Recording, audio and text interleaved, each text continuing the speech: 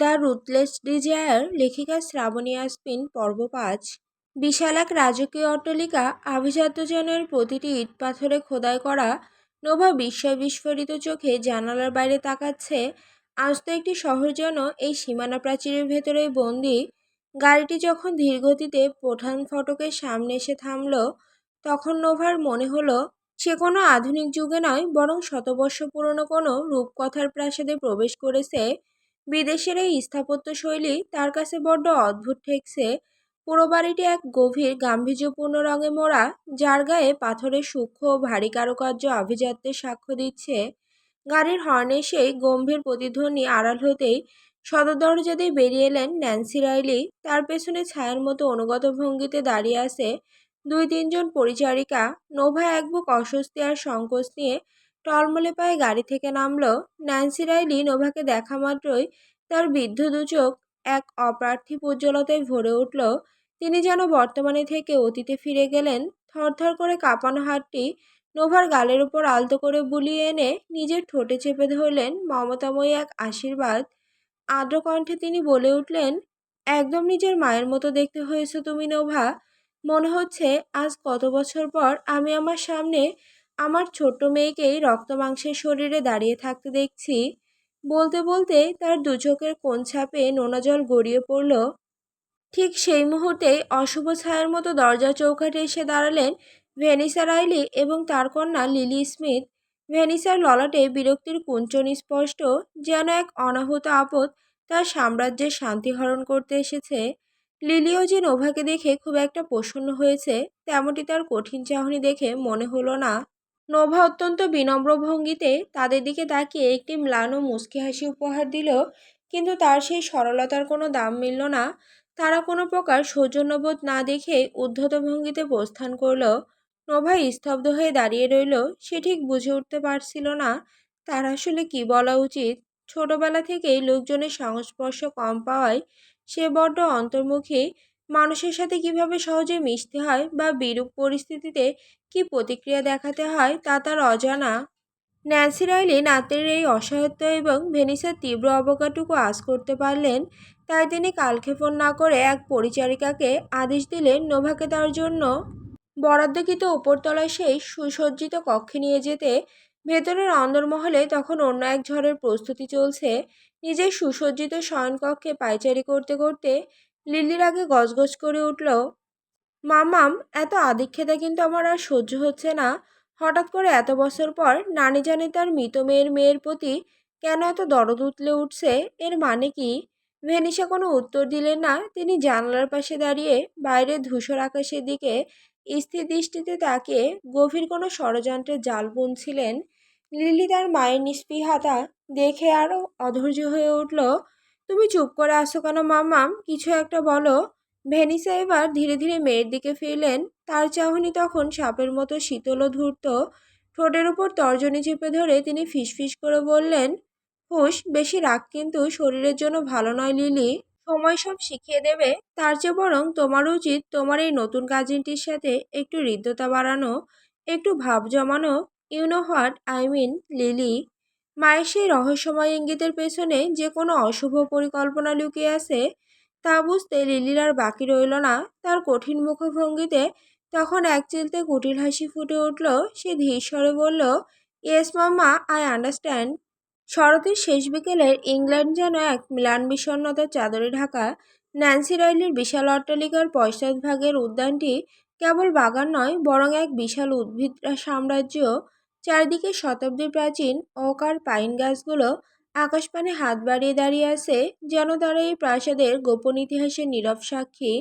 বিকেলে সূর্যটা তখন দিকচক্রবালের নিচে মুখ লুকানোর আয়োজনে ব্যস্ত। তার ম্লান সোনালি আভা ঘাসের উপর জমে থাকা শিশির বিন্দুগুলোতে প্রতিফলিত হয়ে এক অপার্থিব দৃশ্যের অবতারণা করছে। মৃদুমন্দ উত্তরে হাওয়ায় শুকনো পাতার মর্মর শব্দ আর নাম না জানা বনলতার তীব্র সুবাস মিলেমিশে একাকার হয়ে আছে। নোভা তার গায়ের পশমি চাদরটি আরো শক্ত করে জড়িয়ে নিয়ে সেই নির্জন পথে হাঁটছিল। তার দুপাশে প্রহরী আর পথ প্রদর্শকের মতো চলছে সেই রূপবান যুবক লিওন এবং রাইলি ম্যানরের এক প্রবীণ পরিচারিকা। পরিচারিকাটি পরম যত্নে নোভাকে বাগানের প্রতিটি কোণ ঘুরিয়ে দেখাচ্ছিলেন। কোথায় ন্যান্সির প্রিয় গোলাপ বাগান, কোথায় সেই প্রাচীন ঝাউ গাছ যার নিচে বসে নোভার মা একদা বই পড়তেন। নোভা সব দেখছিল, শুনছিল, কিন্তু তার হ্যাজেল চোখের গহীনে একরাশ উদাসীনতা আর স্মৃতিকাতরতা ভিড় করেছিল। বিদেশের এই আভিজাত্য তার চোখে ধাঁধা ধরালেও মনের গহীনে ফেলে আসা দেশের সেই তপ্ত রোদের জন্য হাহাকার জাগছিল। হঠাৎ একজোড়া দ্রুতগতির পদশব্দে সেই নিস্তব্ধতা খান খান হয়ে গেল। ঝরা পাতার বুক চিরে যেন এক চঞ্চল হিল্লোল বয়ে এলো। নোভা কিছু বুঝে ওঠার আগেই পেছন থেকে একটি উষ্ণ হাত তার কবজি চেপে ধরল। চমকে ফিরে তাকাতেই দেখল লিলিকে। তার চোখে মুখে এক অভাবনীয় উচ্ছ্বাস, ঠোঁটে এক কৃত্রিম কিন্তু আকর্ষণীয় হাসি রেখা। লিলি বেশ উচ্চকিত স্বরে বলে উঠল, হাই নোভা, আমি লিলি, তোমার কাজিন। আশা করি আমাকে চিনতে খুব একটা কষ্ট হচ্ছে না। নোভার অন্তর্মুখী স্বভাব তাকে মুহূর্তের জন্য আড়ষ্ট করে দিলেও সে সৌজন্যের খাতিরে একটি ম্লান হাসি দিয়ে বলল, হ্যালো। লিলি নোভার হাত ছাড়ল না, বরং আরো নিবিড় হয়ে তাকে নিয়ে হাঁটতে শুরু করলো। তার চলনে এক ধরনের আধিপত্যের সুর। সে আর চোখে নোভাকে পর্যবেক্ষণ করতে করতে জিজ্ঞেস করলো, বাড়ির এই গোলক দাদা বুঝি চিনে নেওয়ার চেষ্টা করছো? নোভা সংক্ষেপে জবাব দিল, হুম। লিলি তীক্ষ্ণ দৃষ্টি এবার লিওন আর পরিচারিকের ওপর গিয়ে পড়ল। সে রাজকীয় ভঙ্গিতে তাদের দিকে ইশারা করে বলল, লিওন, তোমরা এখন যেতে পারো।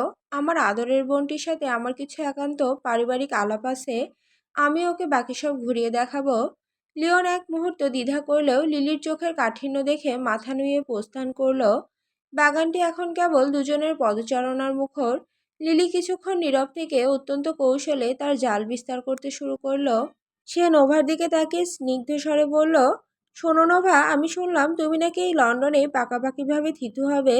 এটা খুব ভালো কথা, কিন্তু জানো তো এই শহরটা বড্ড কঠিন।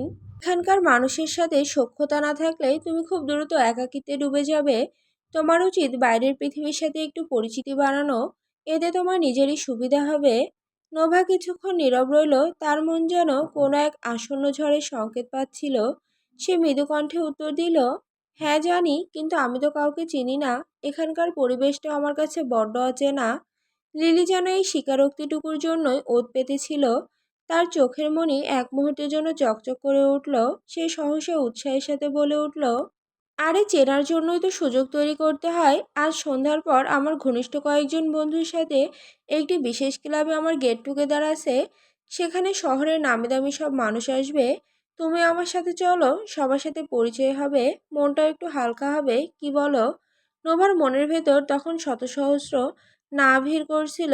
অচেনা এক জনসমুদ্রে মিশে যাওয়ার কোনো বিন্দুমাত্র বাসনা তার নেই, কিন্তু সে জন্মগতভাবেই এমন এক স্বভাবের মানুষ যে মুখের ওপর রূঢ়ভাবে কাউকে ফিরিয়ে দিতে পারে না, বিশেষ করে যেখানে লিলি তার কাজিন হিসেবে এতটা আন্তরিকতা দেখাচ্ছে। নোভার এই দোটানাকেই লিলি তার মৌনসম্মতি হিসেবে ধরে নিল। নোভা প্রতিবাদ করার সুযোগ পাওয়ার আগেই লিলি চূড়ান্ত সিদ্ধান্ত শুনিয়ে দিল, একদম চুপ, এত সাত পাঁচ ভাবার কোনো প্রয়োজন নেই।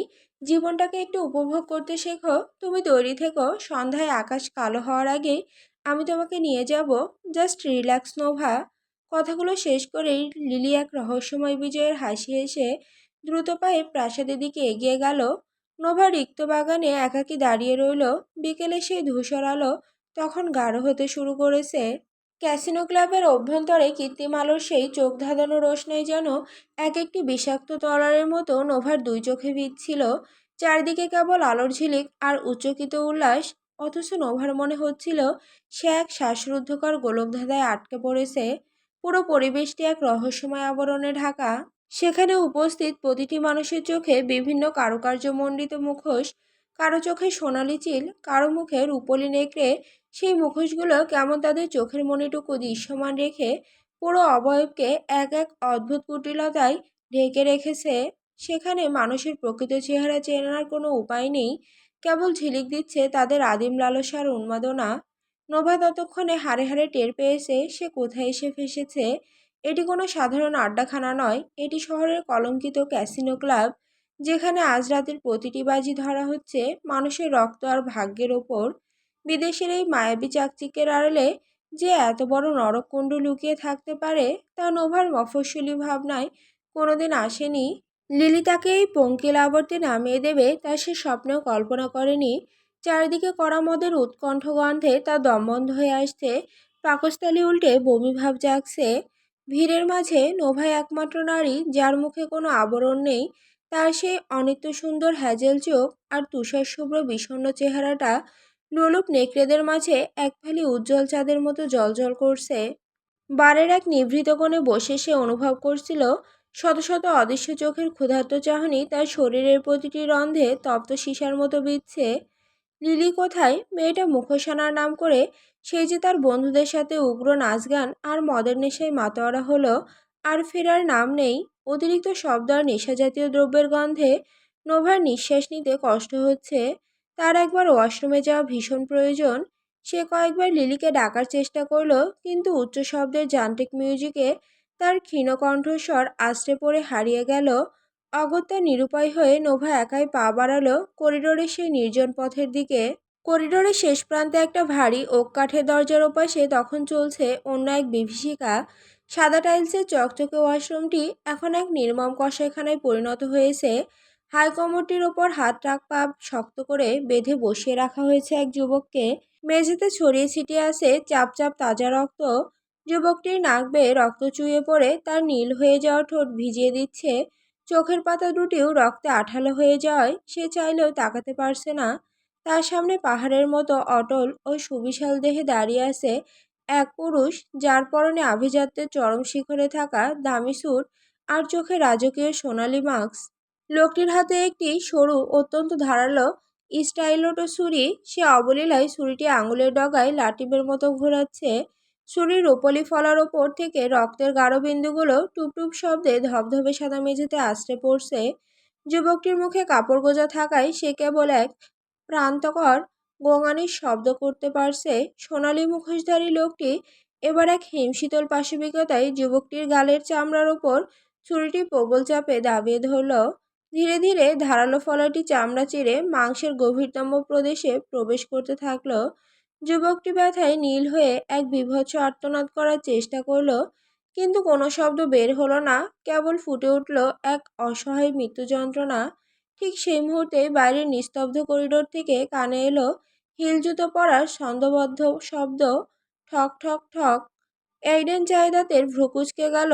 তার সোনালি মাস্কের আড়ালে থাকা দু চোখ আগুনের স্ফুলিঙ্গের মতো জ্বলে উঠল। তার দুধর্ষ গার্ডের কড়া পাহারা এড়িয়ে এই সংরক্ষিত এলাকায় কোনো সাধারণ নারী কিভাবে চলে এলো? এডেন তার চোয়াল শক্ত করল। রাগে তার শরীরের প্রতিটি পেশি ইস্পাতের মতো টানটান হয়ে গেল। অন্ধকার জগতের নিয়ম অত্যন্ত কঠোর। সাক্ষী রাখা মানেই নিজের ধ্বংস ডেকে আনা। এই মেয়েটি তার কাছে কেবল ব্যাঘাতি ঘটায়নি, সে এখন এই খুনের এক জীবন্ত সাক্ষী। একে কোনো মূল্যেই জীবিত রাখা যাবে না। এইডেন যুবকটির ক্ষতবিক্ষত গাল থেকে রক্তমাখা ছুরিটি সরিয়ে নিল। অত্যন্ত ধীর পায়ে নিঃশব্দ শিকারী বাঘের মতো সে ওয়াশরুমের দরজার দিকে এগিয়ে গেল। তার হাতে তখনও ধরা সেই খুনের ছুরি, যেখান থেকে শিকারের তাজা রক্ত গড়িয়ে পড়ছে। সে যখন ধীরলয়ে দরজার নবটি ঘুরিয়ে বাইরে পা বাড়ালো, তখন তার সামনে বিদেশের এই অচেনা নরকে পথ হারানো এক নিষ্পাপ হরিণী নোভা। বেসিনে পানির ধারার শব্দের মাঝেও নোভার বুকের ভেতরে ধুকপুকানি যেন কান পাতলে শোনা যাচ্ছে। হাত পা বাঁধা সেই যুবকটি তখন পাশের অন্ধকার কুঠুরিতে সংজ্ঞাহীন অবস্থায় লুটিয়ে আছে। মৃত্যুর হিমশীতল নীরবতা ঘরটিকে আষ্টেপৃষ্টে জড়িয়ে ধরেছে। নোভা ধীর পায়ে এগিয়ে এলো বেসিনের সামনে। উপরের সারি সারি উজ্জ্বল আলো দামি মার্বেলের মেঝেতে প্রতিফলিত হচ্ছে। সে যখন কলের নবটি ঘুরিয়ে ঝরঝর শব্দে হাত ধুতে শুরু করলো, তখনও সে জানে না যমদূত তার ঠিক পেছনেই দাঁড়িয়ে আছে। আয়নায় নিজের বিবর্ণ মুখচ্ছবি দেখতে গিয়েই নোভার হৃদস্পন্দন এক মুহূর্তের জন্য থেমে গেল। আয়নার স্বচ্ছ কাছের গভীরে দেখা যাচ্ছে তার ঠিক পেছনে খানিকটা দূরত্ব বজায় রেখে এক বিশাল বপু ছায়ামূর্তি দাঁড়িয়ে। কোনো নড়াচড়া নেই, স্রেফ এক অটল পাহাড়ের মতো তার অস্তিত্ব। নোভা আতঙ্কে কলের পানি বন্ধ করে দিল। এক নিমিষে পুরো ঘরটিতে কবরের নিস্তব্ধতা নেমে এলো। কাঁপা কাঁপা শরীরে সে পেছনে ঘুরে তাকালো। সেই ছায়ামূর্তিটি তখনও সেখানে স্থির। ছায়াটি এবার অন্ধকার থেকে ধীরে ধীরে আলোর বলয়ে পা রাখল। দীর্ঘদেহী এক পুরুষ, যার পরনে আভিজাত্যের চরম আভিজাত্য মাখানো পোশাক, কিন্তু হাতে ধরা সেই মরণাস্ত একটি রক্তমাখা ধারালো ছুরি। চোখের ওপর জেঁকে বসে আছে সেই বিচিত্র সোনালি মাস্ক। চেহারা দেখা যাচ্ছে না ঠিকই, কিন্তু তীক্ষ্ণ আলোর নিচে লোকটির চোখ জোড়া স্পষ্ট হতেই নোভার আত্মা কেঁপে উঠল। এ যেন কোনো সাধারণ মানুষের চোখ নয়, ভিন্ন দুই রঙের মণি দুটিতে জ্বলছে এক অলৌকিক ও হিংস্র আভা। সেই পুরুষের ঠোঁট জোড়া নিখুঁত আকৃতির হলেও তাতে এক অদ্ভুত কঠোরতা মিশে আছে। নোভা পেছাতে পেছাতে বেসিনের সাথে একদম সেটে গেল। বেরোনোর পথটা রুদ্ধ। শুকনো গলায় কোনো মতে অস্ফুট স্বরে সে জিজ্ঞেস করলো, কে আপনি? লোকটির ঠোঁটে তখন এক জ্যান্ত অথচ তীক্ষ্ণ হাসি ফুটে উঠল। সে আরো এগিয়ে এলো, এতটাই কাছে যে নোভা তার শরীরের তপ্ত উত্তাপ টের পাচ্ছে। তাদের মাঝে এখন স্রেফ কয়েক ইঞ্চির ব্যবধান। লোকটি ঈষৎ ঝুঁকে এলো নোভার মুখের কাছে। তারপর খুব সাবধানে তার হাতের সেই উষ্ণ রক্তে ভেজা ছুরিটি নোভার কোমল গালে ছোঁয়ালো। ধারালো ফলার সেই শীতল স্পর্শ ধীরে ধীরে গাল বেয়ে নোভার গলার কাছে নেমে এলো। আতঙ্কে আর মৃত্যু ভয়ে নোভা সজোরে চোখ বন্ধ করে ফেলল। তার ঠোঁট জোড়া অনবরত কাঁপছে। সেই ছুরি থেকে চুইয়ে পড়া অন্যের তাজা রক্ত নোভার গাল আর গলার সাদা চামড়ায় এক বীভৎস দাগ টেনে দিল। লোকটি এবার নোভার কানের কাছে মুখ নিয়ে তপ্ত নিঃশ্বাসে হিস করে বলল, I M A monster princess. এতটাই গম্ভীর আর গমগমে কণ্ঠস্বর নোভা তার জীবনে শোনেনি। সেই স্বরে যেন এক অমোক আদেশ আর ধ্বংসের সুর লুকিয়ে আছে। নোভা অতি কষ্টে পিটপিট করে চোখ খুলল। তার দৃষ্টি গিয়ে স্থির হলো এডেনের সেই অদ্ভুত রহস্যময় চোখের ওপর। এডেন নিজের চোখের দৃষ্টি আরো তীক্ষ্ণ করল, কণ্ঠস্বরে ঢেলে দিল হিমশীতল গাম্ভীর্য। Don't look at my eyes sunshine. সেই এক মুহূর্তের জন্য মনে হলো পুরো ক্যাসিনো ক্লাবের সমস্ত কোলাহল থেমে গেছে। কেবল রয়ে গেছে এক রক্তপিপাসু দানব আর তার সামনে দাঁড়িয়ে থাকা এক ভীতু হরিণী।